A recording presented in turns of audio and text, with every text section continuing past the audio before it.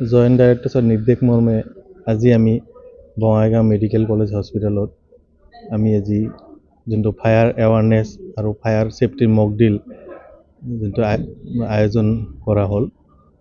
তো ইয়াতে আজি যোনটো স্বাস্থ্যকৰ্মীসকল চবে প্ৰেজেণ্ট আছিলে আৰু খুব উৎসাহেৰে তেখেতলোকে মানে যোনটো ফায়াৰ ছেফটিৰ বিষয়ত শিকিছে আৰু ছাৰেও বহুত উৎসাহ দিছে যাতে মানুহখিনি ধুনীয়াকৈ এই বস্তুখিনি শিকি লয়। কাৰণ হস্পিটেলত মানে আমি বহুত সময়ে দেখা গৈছে হস্পিটেলত জুইটো লাগে আৰু সেইটো সময়ত বহুত মানে পেচেণ্টটো তাতে অলৰেডি এডমিট হৈ থাকে।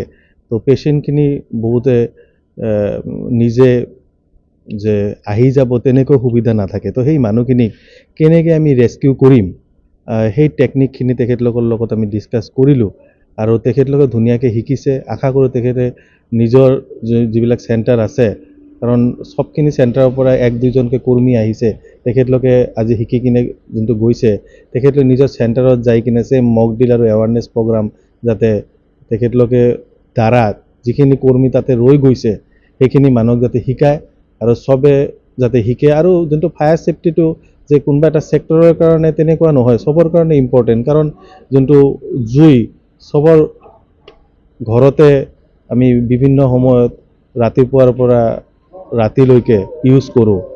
যদি সেইটো কেতিয়াবা আনকণ্ট্ৰল হৈ যায় আমি কেনেকৈ বস্তুটো নিয়ন্ত্ৰণ কৰিব পাৰোঁ, মেনেজমেণ্ট কেনেকৈ কৰিব লাগে, সেইখিনি বস্তু যদি চবে শিকে ডিজাষ্টাৰটো হ'ব পাৰে, কিন্তু ডিজাষ্টাৰটো মেনেজ কৰা যদি শিকি যায় মানুহে তো ডাঙৰ যোনটো ইনচিডেণ্ট যিবিলাক হয় কেজুৱেলিটি বহুত হৈ যায়। তো তেনেকৈ কেজুৱেলিটি নহয়, তেতিয়া চবে মানে মেনেজমেণ্ট শিকি গ'লে মানে জীৱন ৰক্ষা পাব। আশা কৰোঁ তেখেতলোকে যাই কিনে নিজৰ যে চেণ্টাৰ তাতে যাই কিনে কৰিব।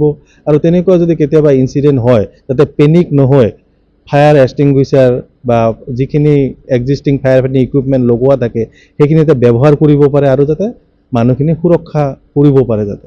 চাওক, যিটো আমাৰ জীৱনত মানে সদায় এনেকুৱা ধৰণৰ পৰিঘটনা ঘটি থাকে যিটোৰ কাৰণে আমাৰ বহু ধৰণৰ সম্পত্তি নষ্ট হয়, মানৱ সম্পত্তি হওক বা স্থাৱৰ অস্থাৱৰ সম্পত্তি হওক। তাৰ কাৰণে আমি মানুহখিনিক সজাগ কৰিবৰ কাৰণে বিশেষকৈ মই বঙাইগাঁও জিলাৰ হেল্থ ছেক্টৰৰ মানুহখিনিক বা সজাগ কৰিবৰ কাৰণে ফায়াৰ ছেফটিৰ বিষয়ে তেখেতসকলক আমি নিমন্ত্ৰণ কৰিছিলোঁ। আজি এটা ইমান সুন্দৰ প্ৰগ্ৰেম আৰু ইমান বিস্তৃতভাৱে এখেতসকলে আমাৰ হেল্থ ছেক্টৰৰ মানুহখিনিক ফায়াৰ ছেফটিৰ বিষয়ে জ্ঞান দিলে, তাৰ কাৰণে মই এখেতসকলক যথেষ্ট ধন্যবাদ জ্ঞাপন কৰিছোঁ। আমি বহুত নজনা কথা জানিলোঁ। আমাৰ স্বাস্থ্য বিভাগৰ প্ৰায় 200 মানৰ ওচৰা-ওচৰি কৰ্মী আজি আছে।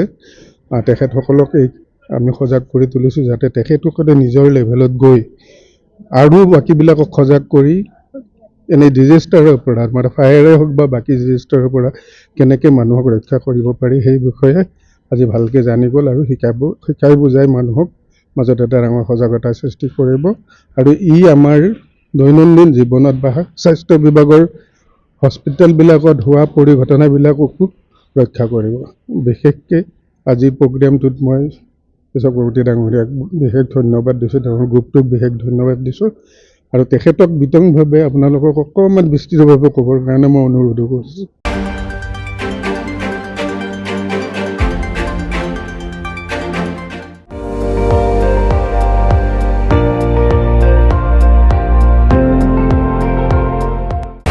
আপুনি চাই আছে ND24, সৰ্বশ্ৰেষ্ঠ নহয় সৰ্বোত্তমৰ দৌৰ।